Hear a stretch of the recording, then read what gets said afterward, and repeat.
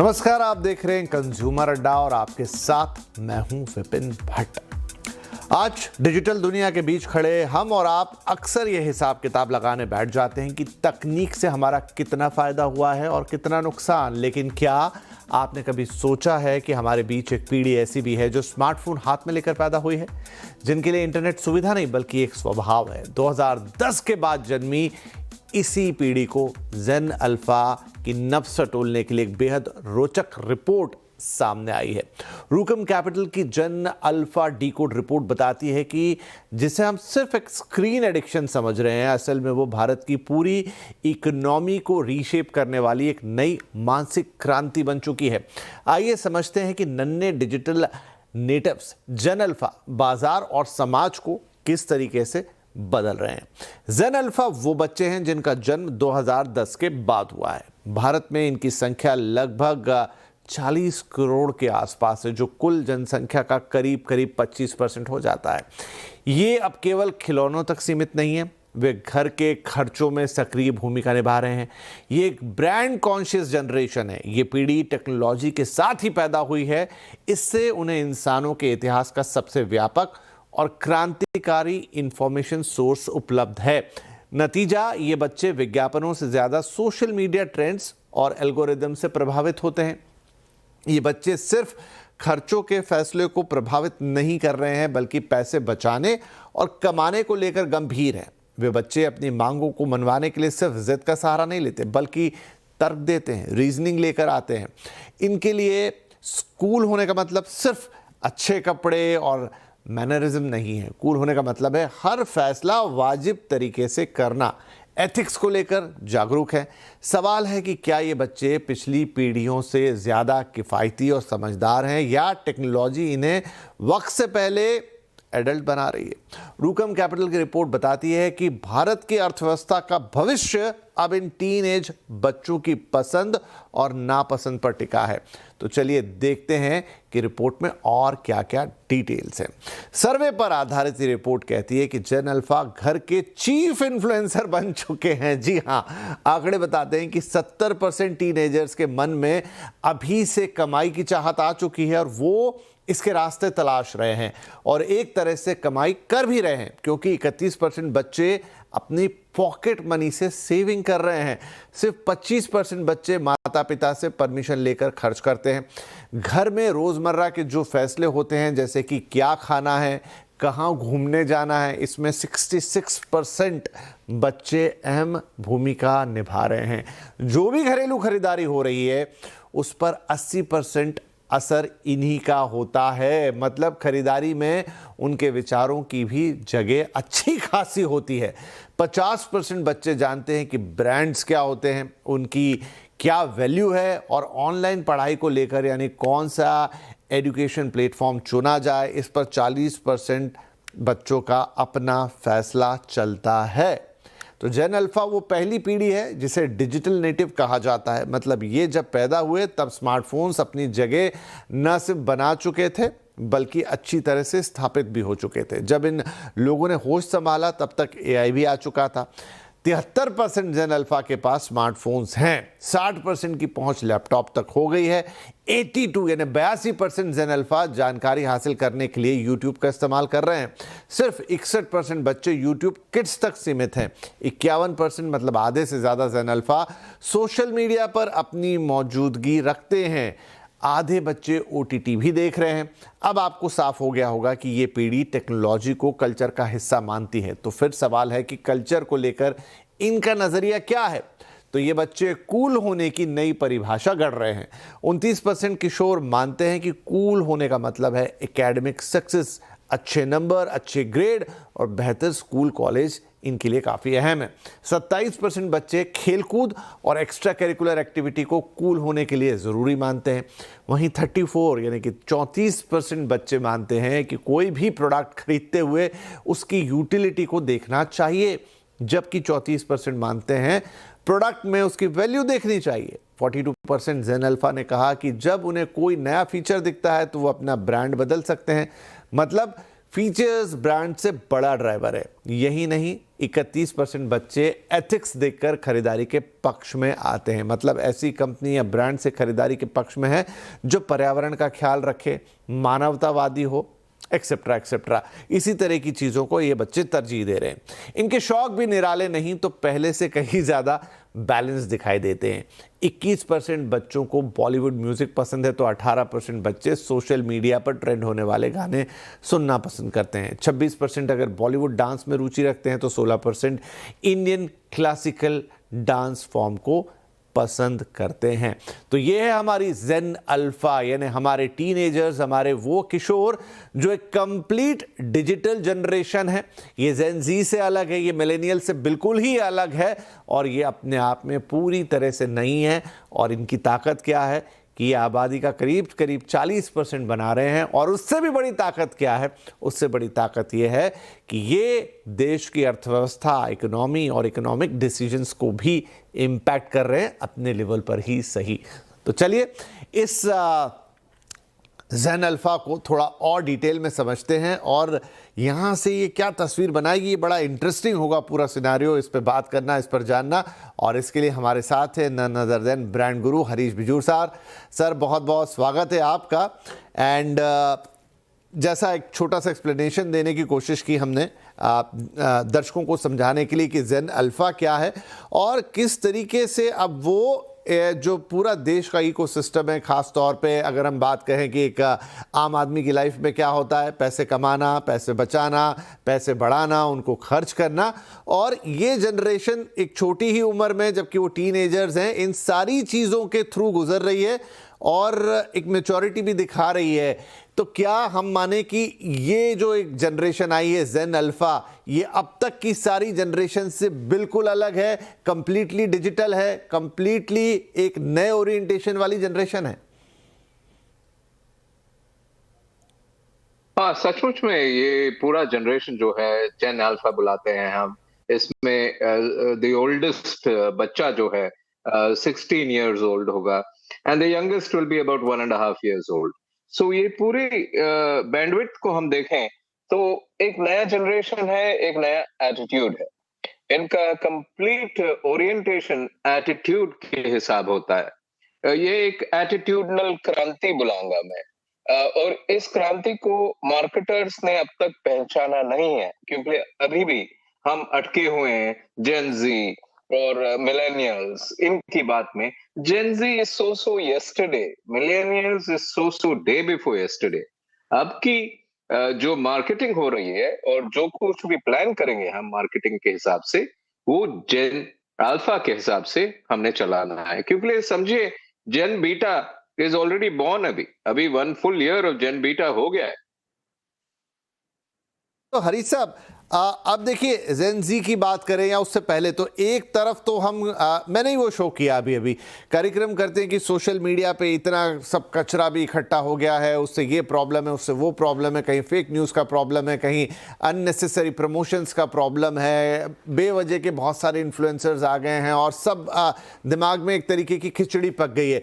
लेकिन जेन अल्फा के जो ट्रेड्स हैं जो इस रिपोर्ट में दिखते हैं कि वो क्योंकि पैदा ही इस सिस्टम के अंदर हुई है, तो उसके लिए तो सिस्टम ही यही है और वो उसके बीच में नेविगेट करना बहुत अच्छी तरीके से जानती है। क्या ये बड़ा इंपॉर्टेंट होगा जब हम इस जनरेशन को रेस्ट ऑफ द जनरेशन से सेपरेट कर रहे हैं? हाँ, इस जनरेशन को हम देखेंगे तो ये एक क्वाइट रिस्पॉन्सिबल जनरेशन। इसके हिसाब से मैं ये कहना चाहता हूँ कि इन पे एक यिन एंड यांग है। It has a yin of irresponsibility and a yang of responsibility. इस हिसाब से हम ये कह सकते हैं कि they are 52 responsible and 48 irresponsible from a recent research जो मैंने अभी खत्म किया है। तो इसमें आप देखेंगे कि यंगस्टर्स जो हैं they are responsible on many counts. मेरे को तो स्नैक फूड खरीदना है, उसमें बहुत मजा रहता है, लेकिन रेस्पॉन्सिबल स्नैक फूड्स खरीदूंगा मैं, वो एक एटीट्यूड है। मेरे को पार्टीज में जाना है क्योंकि ये पार्टीज में बहुत अच्छा माहौल बनता है, लेकिन जब when it comes to alcoholic drinks का कंजम्पशन, उसमें हम थोड़ा ये कहेंगे कि मे बी मैं अल्कोहल नहीं पीऊंगा, मेरे को नॉन अल्कोहलिक बेवरेजेस चाहिए, मैं जाऊंगा म्यूजिक के लिए, डांसिंग के लिए, लेकिन अल्कोहल के लिए नहीं। सो रिस्पॉन्सिबिलिटी एंड इररेस्पॉन्सिबिलिटी दोनों हाथ पकड़ के चलते हैं इस जनरेशन में। और एक बात है, मेरी रिसर्च में ये आई है कि यंगस्टर्स कहते रहते हैं कि मैं खरीदूंगा बड़ी कंपनी की ब्रांड्स खरीदूंगा, लेकिन मेरे को ये जानना चाहिए कि ये कंपनी कितनी रिस्पॉन्सिबल है, अपने पैसे से क्या करती है, अपने पैसे ओवरसीज मार्केट्स को रिपैट्रिएट करती है क्या, कितना पैसा डोमेस्टिक मार्केट में जाता है, कितना ऑफ द कंट्रीब्यूशन चैरिटी को जाता होगा, अपने एम्प्लॉयज को कैसे देखभाल करते हैं उनके एम्प्लॉयज को। So they want to buy from holistic companies. ऐसे बहुत बहुत पॉइंट्स हैं, मैंने 239 पॉइंट्स लिस्ट किए हैं इस जनरेशन के हिसाब से, उसके लिए टाइम नहीं होगा डिस्कस करने के लिए। भी आपने जो बताया ये बड़ा इंटरेस्टिंग इंसाइट है। एक और चीज़ सर, वो ये कि ये पूरी की पूरी जनरेशन कंज्यूम कर रही है, अपने थॉट प्रोसेस को बना रही है, एवरीथिंग इज़ डिजिटल। तो क्या आगे चलते हुए, चूंकि ये जनरेशन अभी तो हमारी आबादी का 40% बना रही है, अभी तो स्टिल ये पॉकेट मनी लेने वाली जनरेशन है, लेकिन अगले 4-5 साल में ये कमाने वाली जनरेशन बन जाएगी। तो क्या जो कन्वेंशनल चीज़ें हैं अब तक होती आई थी, चाहे वो मार्केटिंग की हो, चाहे वो सेल्स की, प्रमोशंस की हो, वो सब अब धीरे धीरे थोड़ी पीछे चली जाएंगी या रिडंडेंट हो जाएंगी, और सब कुछ जो ये जनरेशन इन्हें फ़ोन पे देखना, यूट्यूब, इंस्टाग्राम या सोशल मीडिया, यही सारी चीज़ें फिर आगे एक फुल फ्लैजेड इकोनॉमी की तरह काम करेंगी?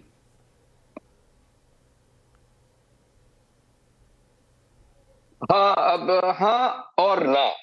मैं ये क्यों कह रहा हूँ, इसलिए कि इस जनरेशन जो है वो रिएक्शनरी जनरेशन है। जब कभी वो डिजिटल की बात करती है, वो ऐसी कहती है कि मेरा जनरेशन जो गया है, बीता हुआ जनरेशन है, जो मेरा मिलेनियल्स थे और जेनजी थे, the most celebrated generation in India, Gen Z.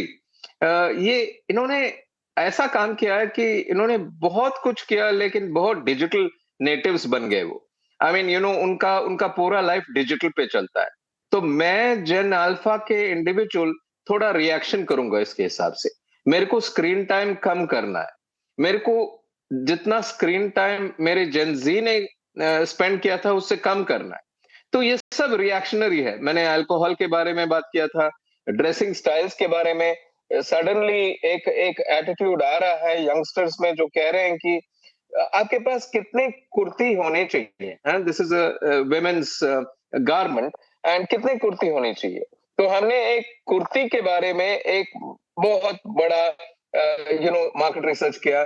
Bharat में कितने कुर्तीज होते हैं एक एक यंगस्टर के पास, उसके साथ बोलते हैं कि 11-12 कुर्तीज होते हैं। तो यंगस्टर्स अल्फा जनरेशन के बोल रहे हैं कि अरे 3 कुर्ती बस। हमारे क्लोथ्स की फैमिली प्लानिंग भी होनी चाहिए, क्योंकि ये ज्यादा क्लोथ्स, ज्यादा रैग्स एंड ज्यादा डंपिंग। तो ऐसा attitudinally the change is about consumption and non consumption. So marketers ने ये देखना है कि अच्छी तरह स्टडी करें ये नई जनरेशन की एटीट्यूड्स को, और उनके एटीट्यूड्स के स्वभाव से उनको ब्रांड्स दें। एंड डिजिटल में भी ऐसा हो रहा है, फिजिकल में भी ऐसा हो रहा है। तो हरीश सर, अब जो रिपोर्ट भी कह रही हो, जो आप भी मुझे बता रहे हैं, उस हिसाब से तो ये जनरेशन मतलब बैलेंस्ड अप्रोच दिखा रही है, ऐसा नहीं कर रही है कि करेक्ट हे वायर जा रही है। ये चेंज इनमें कैसे आ रहा है, जबकि हमें लगता है कि सोशल मीडिया पे तो चीज़ें ना, क्योंकि इनका मेन सोर्स तो वही है, इनके हाथ में फ़ोन है। ये जनरेशन न्यूज़पेपर नहीं पढ़ती, ये जनरेशन उस तरीके से टीवी को कंज्यूम नहीं करती। ये जो भी कुछ कंज्यूम कर रही है अपने उस डिवाइस पे कंज्यूम कर रही है। सोशल मीडिया इनका मेन ओरिएंटेशन है, जहाँ पर अभी भी चीज़ों का कोई स्ट्रीम लाइन नहीं है। वहाँ पर हर तरह की चीज़ मौजूद है, मतलब आपको बहुत केयरफुली चीज़ें पिक करनी पड़ेगी, नहीं तो गलती भी हो सकती है। तो कैसे ये जनरेशन अपने आप को मैनेज कर पा रही कि उन सारी चीज़ों के बीच भी ये एक संतुलित दिखाई दे रही है, बैलेंस दिखाई दे रही है, और एक मैच्योरिटी शो कर रही है? देखिए, हर जनरेशन जो आता है, मेरा जनरेशन, आपका जनरेशन, यंगस्टर्स की एक एटीट्यूड होती है कि हमने ये काम करना है जो जो अच्छा काम है। और ऐसा जनरेशन्स होते थे जो कहते थे मेरे पापा टीचर थे, मैं भी टीचर बनूंगा। लेकिन नए जनरेशन में, मिलेनियल्स में ये आया तो मेरे पापा टीचर हैं, मैं टीचर कभी नहीं बनूंगा। ओके। हमारे अभी अल्फा जनरेशन में ये कहते हैं कि हाँ, मेरे ग्रैंडफादर टीचर थे, मेरा पापा टीचर नहीं थे, मैं स्टडी करता हूँ इस हिसाब से क्या ठीक है। एंड वो अपने आप के डिसीजंस बना लेते हैं। So this is a self decision making generation. और इनमें एक लैंग्वेज है, और एक लैंग्वेज ये है कि ये कहते हैं you be you, and you be you. मैं मेरे को सबसे पहले जब मैं ये सुना, मेरे को पता नहीं चला इसका मतलब क्या है। लेकिन बाद में बैठ के सोचा कि that is a very important thing. आज के जनरेशन जो अल्फा जनरेशन है, वो they want to be themselves. And कौन decision, who is the decision maker, वो एक्सटर्नल डिसीजन मेकर्स पे डिपेंड नहीं करेंगे, वो पॉलिटिकल लीडरशिप पे डिपेंड नहीं करेंगे, बिजनेस लीडरशिप पे डिपेंड नहीं करेंगे, ब्रांड टॉक पे डिपेंड नहीं करेंगे। अपनी सेल्फ डिस्कवरी, अपनी पीयर ग्रुप की अंडरस्टैंडिंग के हिसाब से वो डिसीजन लेंगे। So brands have to step of the pedestal of top down communication. अभी तो कम्युनिकेशन बॉटम अप होना चाहिए, लेकिन बॉटम अप होने के लिए आपको वो बॉटम का मतलब समझ लेना चाहिए। एंड वो बॉटम का मतलब सिर्फ अल्फा जनरेशन देने वाला है हमें। क्या बात है। तो उस बॉटम को समझने की कोशिश करेंगे। एक छोटा ब्रेक लेते हैं यहाँ पर। लेकिन कैसे ये जनरेशन अब डायरेक्टली कमाई न करने के बावजूद, डायरेक्टली खर्चे न करने के बावजूद भी मार्केट को इम्पैक्ट कर रही है, इन्फ्लुएंस कर रही है, वो डिसीजन मेकिंग में बड़ा रोल प्ले कर रही है, कैसे हो पा रहा है और क्या आने वाले वक्त में फिर हर चीज़, हर स्ट्रेटेजी, हर सेल्स स्ट्रेटेजी, हर एडवर्टाइजमेंट उसी तरीके से बनेगा, क्योंकि इन बच्चों की अहमियत बहुत बढ़ गई है। तो बच्चे जो सुन रहे हैं वो भी, और पेरेंट्स जो सुन रहे हैं वो भी, थोड़ा सा इंतजार करेंगे। छोटा सा ब्रेक ले रहे हैं, ब्रेक के बाद आएंगे और हरीश जी से इसे और डिटेल में समझेंगे। एक छोटा सा ब्रेक। Welcome back. आज बात हो रही है जेन अल्फा पे। उम्र छोटी और सोच बड़ी। जेन अल्फा यानी कि वो जनरेशन जो 2010 के बाद पैदा हुई है, लेकिन कई रिपोर्ट्स बता रही, इनफैक्ट हरीश बिजूर साहब का अपनी एक स्टडी है, वो भी कह रहे हैं कि ये जनरेशन बहुत डिफरेंस है। सबसे बड़ी बात क्या है कि ये जनरेशन प्योरली डिजिटल जनरेशन है, मतलब ये स्मार्टफोन के बाद आई हुई जनरेशन है, और social media, smartphone, everything digital, वही इनका इकोसिस्टम बना है और ये उसी में बड़े हो रहे हैं। तो इसलिए इनकी पूरी सोच, इनकी पूरी परवरिश, इनका पूरा एक थॉट प्रोसेस वहीं से डिराइव होता है। तो ब्रेक से पहले काफ़ी चीज़ें डिकोड करने की कोशिश की। अब सर, ये जो पूरा रिपोर्ट भी कह रहा है, इनफैक्ट आप भी बता रहे हैं कि ये बच्चे जो हैं अब डायरेक्ट ना तो कमाई कर रहे हैं ना खर्चा कर रहे हैं, लेकिन जो पैसे इनको मिल रहे हैं, भले ही वो पॉकेट मनी के पैसे हैं, वो उसको इन्वेस्ट कर रहे हैं या सेव कर रहे हैं। दूसरा, अभी से चाहत है इनके मन में कि मैं अपनी earning as soon as possible start कर दूं। तीसरी बात यह कि घर में जो भी डिसीजन हो रहा है कि क्या चीज़ खरीदनी है, from kitchen to drawing room, उसमें इनके डिसीजन बहुत ज़्यादा मैटर कर रहे हैं, क्योंकि ये काफ़ी इन्फॉर्म्ड हैं। ये तुरंत ले आते हैं कि मैंने देखे, ये देखा, ये ले सकते हैं, ये देखा, ये ले सकते हैं। वहाँ पेरेंट्स को लगता है अच्छा, बच्चे को तो ज़्यादा जानकारी है, इसकी बात भी मानते हैं। तो क्या ये चीज़ अब हमें पूरी की पूरी मार्केट में भी रिफ्लेक्ट होती हुई दिखाई देगी? लोग इस ट्रेंड को पकड़ रहे हैं कि ये जनरेशन भले ही अभी कमा नहीं रही है, लेकिन हमारा सामान बेचने के लिए या हमारी चीज खरीदने के लिए इसको भी इन्फ्लुएंस करना बहुत जरूरी है। हाँ, ये ठीक बताया आपने विपिन जी, क्योंकि दिस जनरेशन जो है वो बहुत इंटेलिजेंट जनरेशन है, and this is beyond artificial intelligence. इनकी इंटेलिजेंस ऐसी है कि जो कुछ भी वो सोचते हैं, वो 360 डिग्री एटीट्यूड लेके सोचते हैं। लेकिन टेक फॉर इंस्टेंस, मैं एक कंपनी के लिए काम करता हूं जो ऑटोमोटिव कार्स बनाती है, one of the larger companies. यहाँ पर देखो कि हमने एक रिसर्च किया और समझने की कोशिश की कि आप कार्स की परचेज में डिसीजन मेकर्स कौन कौन होते हैं। और उसमें सब लोग आए, एक बॉस आया, क्योंकि बॉस क्या कार ड्राइव करता है और सबऑर्डिनेट भी वही कार चाहता है, etcetera etcetera, that subliminal. Then there's the man of the house, woman of the house, grandfather, grandmother, chacha, bhatija, and very importantly, the children of the house. And the children of the house invariably are the Gen Alpha. So यहाँ पर गए और हमने 11 decision makers की खोज की, और उसमें हमारी ये एक चीज ऊपर आया है कि children from the alpha generation decide on product like a car. They give a contribution of 39.4%. 39.4% बहुत बड़ी कंट्रीब्यूशन होती है. अरे बच्चे को कार के बारे में क्या पता है? बच्चे को कार के बारे में, and that too these are 13, 14, 15 year old children, उनको क्या पता है? लेकिन कार्स की कंट्रीब्यूशन. सो उसके अलावा हमने साड़ीज के बारे में बात की, and saris again we have a client in the space of South Indian saris, and यहाँ पर शॉकिंग एटीट्यूड है कि अगेन अबाउट 31% कहते हैं कि मामा ये साड़ी आप लो, and it's decision making. Cosmetics में इट्स समथिंग लाइक 67%. मैंने देखे के पॉप का जमाना है अभी, and K Korean cosmetics are coming in a big way. 67% decision making ability of the daughter, and forget the daughter, of the son also. तो इस हिसाब से जेंडर इज गेटिंग इक्वलाइज. वो जेंडर की सोचते नहीं है उतने ज्यादा जितना हमारा जनरेशन सोचता था या जेन ज़ी सोचता था. Gender is irrelevant to them. तो इस हिसाब से बहुत कुछ हो रहा है. सो डिसीजन मेकिंग में उनका बहुत बड़ा हाथ है. It's not about which snack या बोनवीटा लोगे या कोई और मॉल्टेड ड्रिंक लोगे, इसके हिसाब से नहीं है. The clear decision is on bigger items. And हमने कंप्यूटर्स के बारे में अभी अब तक बात नहीं किया. बाइंग अ डेस्कटॉप, बाइंग इसकी भी डेटा हमारे पास है, क्योंकि ये जनरेशन को टेक्नोलॉजी फर्स्ट जनरेशन है.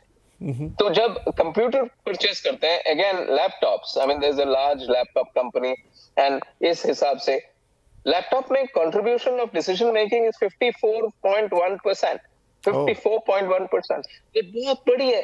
I mean so at the end of the day उनकी डिसीजन मेकिंग एबिलिटी बहुत बड़ी है, लेकिन उनकी कमाई की एबिलिटी जीरो है.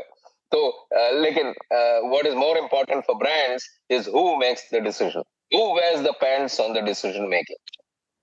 तो हरीश जी, इतना इंसाइट आपने दिया, तो ये जितने ब्रांड्स, चाहे कार की बात हो जाए, चाहे कंप्यूटर्स की, साड़ी या और तमाम चीज़ें जो घर में एक लगती है एक हाउस होल्ड को फ्रॉम डे टू नाइट, क्या अब एडवर्टाइजर्स या इवन कंपनीज या इवन ब्रांड्स इसी हिसाब से अपनी स्ट्रैटेजी ड्रॉ कर रहे हैं कि ये वो जनरेशन है जिसको मुझे सबसे पहले एड्रेस करना है? उन्होंने करना ये, लेकिन वो कर नहीं रहे अब तक, क्योंकि अब तक हमारे ब्रांड्स मार्केटिंग की लैंडस्केप जो है is totally devoted to the Gen Z. अब तक हमने जेन अल्फा की सोच भी नहीं आई है, क्योंकि एक माइंड में ये चीज है कि वो कमाते नहीं है, वो बहुत छोटे हैं. लेकिन एक बात समझ के रखिए कि the gen alpha is the single largest living generation in the world today. तो उस हिसाब से उसका मतलब क्या है? Marketers must follow the single largest living generation in the world, not the generations which are smaller and smaller and smaller. Right. अब एक ऐसा सवाल भी पूछ ही लेता हूं सर, हो सकता है हमारी एक जनरेशन को अच्छा लगे, दूसरी को ना लगे. जेन ज़ी की बहुत बातें होती हैं और अक्सर ज़्यादातर जो खबरें आती हैं, ज़्यादातर जो आर्टिकल्स हम पढ़ते हैं या डिस्कशंस होते हैं, वो जेन ज़ी को थोड़ा एक डिफरेंट लाइट में दिखाने की कोशिश करते हैं कि ये थोड़े से गैर जिम्मेदार हैं, बहुत मूडी हैं, बहुत हैपहज़र्ड निर्णय लेते हैं. उस तरीके के ही डिस्कशंस ज़्यादा आते हैं. अब शायद वो बात पूरी तरह सही नहीं है, लेकिन उसके मुकाबले ये जो जेन अल्फ़ा है, क्या वो काफ़ी अलग है, डिफरेंट है? जो जेन ज़ी में हम बातें करते हैं वो जेन अल्फ़ा के लिए नहीं होगी. हाँ, देखिए, एक क्रेजी ट्रूथ है हमारे लाइफ्स में कि every successive generation is better than the previous generation. So इस हिसाब से जेन ज़ी इज सो यस्टरडे. जो हमारी अल्फा जनरेशन है, इसको मैं करेक्शनिस्ट जनरेशन बुलाता हूँ. जो कुछ भी चीज वो देखते हैं अपनी प्रीवियस पीढ़ी के हिसाब से, वो कहते हैं कि ये मिस्टेक्स हैं, उनको हम अपनी लाइफ में करेक्ट करेंगे. एंड वो करेक्शनिस्ट attitude is making the alpha generation the better of the generations. Sorry, Gen Z. चलिए, मुझे लगा कि हरीश जी शायद सीधा जवाब ना दे, लेकिन उन्होंने आखिरी में sorry Gen Z and the better of the generation से पूरी बात क्लियर कर दी कि क्या डिफरेंस है और क्या आ रहा है अभी। भले ही हरीश जी ने जैसा हमें बताया कि शायद उतना फोकस नहीं है, लेकिन आने वाला समय और शायद बहुत दूर नहीं है जब इस जेन अल्फा को ही टारगेट करके या इनकी ही सोच को मिला के सारी चीज़ें होते हुए हम देख रहे हैं। अच्छी बात यह है कि ये जो जेन अल्फा है और सभी जो किशोर टीनेजर्स मम्मी पापा ये शो देख रहे हैं, खुशी की बात है कि एक बैलेंस्ड वे में ये जनरेशन आगे आ रही है। एक अच्छी पॉजिटिव अप्रोच वाली ये जनरेशन होने जा रही है जो हर चीज़ को नाप तोल के कर रही है, बैलेंस को बना के चल रही है, which is the most important thing. तो शायद हमें आगे चल के इनके लिए और अच्छी और बेहतर बातें सुनने को, देखने को, जानने को मिलेगी। और शायद वो एडवर्टाइजिंग वर्ल्ड, वो जो प्रमोशनल वर्ल्ड, चीज़ों का बनना, बिकना, होना, खरीदना, सब कुछ है, बिजनेस ऑल अराउंड इनके आसपास ही होगा। और जैसा हरीश जी ने कहा, सिंगल लार्जेस्ट लिविंग जनरेशन है, तो वो अपना दबदबा तो दिखाएगी। बहुत शुक्रिया हरीश सर, बहुत अच्छे इंसाइट्स आपने दिए। इनफैक्ट ये बातचीत करने में भी बहुत मज़ा आया और जिन्होंने भी शो सुना होगा उनको भी बढ़िया इंसाइट्स मिले होंगे और वो भी अब इंतज़ार करेंगे कि चीज़ें कैसे पैन आउट होती है उसे देखने के लिए। बहुत बहुत धन्यवाद इस शो में शामिल होने के लिए और सभी दर्शकों का भी ये पूरी बातचीत सुनने के लिए। नमस्कार।